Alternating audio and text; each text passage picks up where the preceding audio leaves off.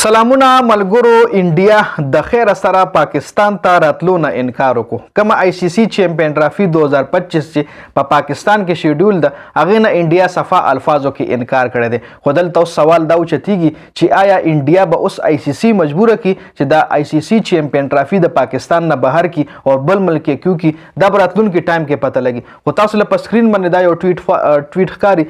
دا د انډیا یو سپورټس جرنلسټ دی چې دو هم په دې الفاظو کې ویلي دي چې په پاکستان نه د آی سی سی چیمپئن ټرافي تلو والا ده. جی آی سی سی چیمپئن ټرافي هوسټینګ پاکستان سره دی او دا په پاکستان کې نه وی. جی اوس په آی سی سی پاکستان مجبوره کوي چې آیا ته دا چیمپئن ټرافي په نیوټرل وینیو باندې وکړه، مطلب په دوبۍ کې وکړه یا په سریلانکا کې وکړه یا په بنگلاديش کې وکړه، داسې ملک کې وکړه چې هغه ملک ته انډیا په اسانه باندې ځي او هغه څه قسم اعتراض نه کوي. ځکه آی سی سی که تاسو وګورئ نو آی کې زیات واک اختیار د انډیا چلی او په دنیا کې چې ټول نه مالدار ترین کرکټ بورډ دغه هم د انډیا دی. هغه د انګلند نه دی، هغه د استرالیا نه دی، هغه د انډیا کرکټ بورډ چې کوم دی په ټوله دنیا کې مالدار دی. جی نو انډیا یو ځل بیا د پاکستان ته د راتلو نه انکار کړی دی. انډیا به اوس آی سی سی چې کوم دی هغه مجبوره کوي په دې خبره چې ته پاکستان مجبوره کا چې د چیمپئن ټرافي د پاکستان نه وباسي.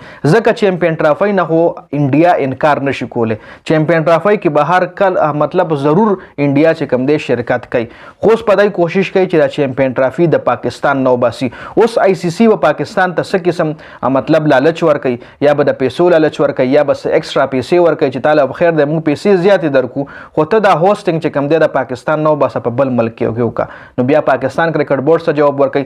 ځکه پرون محسن نقوي سره د انډیا او د پاکستان یو د بایلیټرل سیریز خبرې روانې دي چې دی به یو سیریز کوي په استرالیا کې یا په انګلند کې. نو د هغې حوالې سره د پاکستان کرکټ بورډ چیرمن محسن نقوي نه هم پرون تپوس شو چې مطلب ستا د هغه سیریز حوالې سره څه خیال دی؟ نو محسن نقوي ولوي ټول نه پیله خو تاسو اوس چې انډیا او پاکستان ته چیمپئن ټرافي لراشي کنه نو هغې نه پس باندې بیا مطلب په سیریز باندې خبرې کوو. نو محسن نقوي له هم محسوس شوې ده چې انډیا پاکستان ته نه راځي او کېدای شي آی سی سی وله هم ویلي، مطلب دا افیشل خبرې وي، دا میډیا ته نه راځي، دا خبرې چې کوم وي کولو میډیا ته نه راځي، خو بیا هم د خبرو نه خبره راوځي. نو کېدای شي آی سی سی د پاکستان کرکټ بورډ چیرمن محسن نقوي ته ویلي چې غوره انډیا انکار کړی د انډیا آی سی سی چیمپئن ټرافي 2025 کې چې کومه پاکستان کې د هغې ته پاکستان ته درتلو تیار نه ده.